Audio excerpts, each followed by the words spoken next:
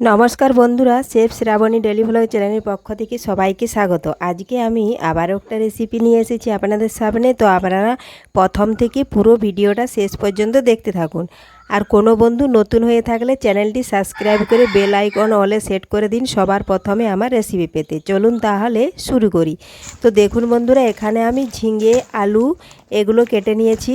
এই ঝিঙেটা হচ্ছে চিচিঙ্গা ঝিঙে, এ দেখুন আজকে। আর এ দেখুন ছাতু নিয়েছি, যেটাকে সবাই মাশরুম বলে বেশি চেনেন। তো এই ঝিঙে আলু মাশরুম দিয়ে রান্না হবে। তো মাশরুমগুলো আমি ভালোভাবে ধুয়ে দিচ্ছি।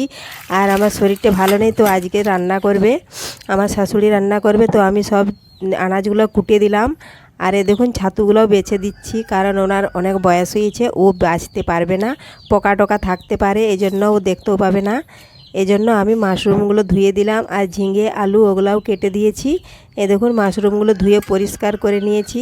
আবার এইভাবে ভেঙে ভেঙে দিচ্ছি। আর এই দেখুন এখানে মাছের মাথা দিয়ে আলু, এদের মাছের মাথাও ধুয়ে নুন হলুদ মাখিয়ে নিয়েছি। আর আলু, বেগুন, বরবটি, কুঁদরি দিয়ে করে মাছের মাথা দিয়ে এগুলো রান্না হবে। ডিমের ঝোল হবে আর উচ্ছে ভাজা হবে। এ দেখুন সমস্ত কেটে আমি রেডি করে দিয়েছি। আর এ দেখুন এখানে কড়া বসিয়ে দিয়েছে। এখানে শাশুড়ি রান্না করবে, ও গ্যাস ধরাতে পারে না, এজন্য ও উনুনেই রান্না করবে। আর আমি দেখুন এখানে গ্যাস ধরিয়েছি। এখানে আমার জন্য নিরামিষ কুমড়োর তরকারিটা, এটা আমি নিজেই বানাবো। কুমড়ো, আলু, পুঁই কেটে নিয়েছি। এখন কড়ার মধ্যে তেল গরম হয়ে গেছে, দিয়ে দিলাম পাঁচফোড়ন, তেজপাতা একটু ভেজে নিচ্ছি।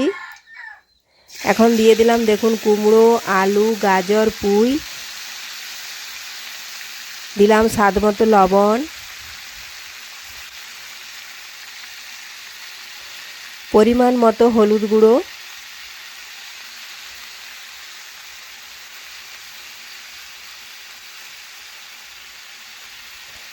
লঙ্কা গুঁড়ো পরিমাণ মতো,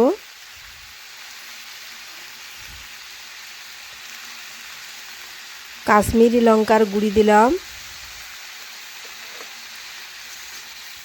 একটু ভালোভাবে কুমড়োর সাথে সমস্ত মশলা আমি নাড়াচাড়া করে এইভাবে মিশিয়ে নিচ্ছি।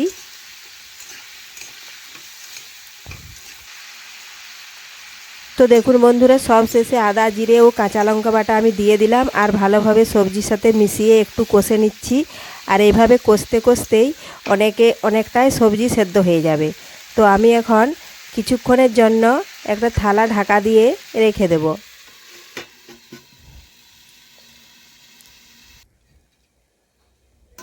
তো ফিরে এলাম কিছুক্ষণ পর, ঢাকা তুলে নিলাম। এ দেখুন অনেকটাই সবজি সেদ্ধ হয়ে গেছে।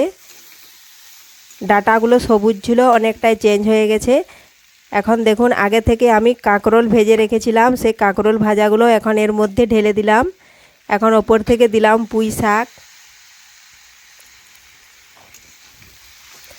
এখন আবারও ভালোভাবে নাড়াচাড়া করে পুঁই শাক মিশিয়ে নেব সবজির সাথে।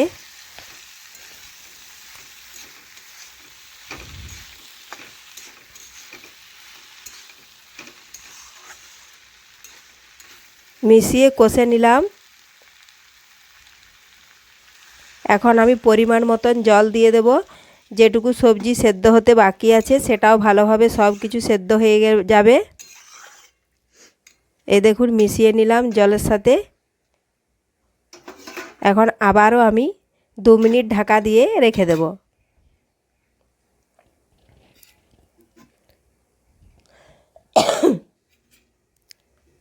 তো দেখুন বন্ধুরা, ফিরে এলাম 2 মিনিট পর। আর দেখুন যতটা জল দিয়েছিলাম জলটাও প্রায় টেনে গেছে, সবজিও ভালোভাবে সেদ্ধ হয়ে গেছে। তো আবারও আমি নাড়াচাড়া করে ভালো করে মেশ করে নিচ্ছি। তো এইভাবে আপনারাও বাড়িতে খুব সহজে নিরামিষ কুমড়োর ছক্কা বানিয়ে নিতে পারবেন। এটা এখন রুটি, পরোটা কিংবা ভাত দিয়ে যে কোনো কিছু দিয়ে আপনারা খেতে পারবেন। এখন আমি স্বাদের জন্য একটু দিয়ে দিলাম চিনি। এটা আপনারা দিতেও পারেন, নাও পারেন। তো একটু চিনি দিয়ে দিলে ভালো হয়। চিনিটা নাড়াচাড়া করে মিশিয়ে নিলেই তৈরি হয়ে গেল। তো আজকের রেসিপি ভালো লাগলে লাইক ও শেয়ার করতে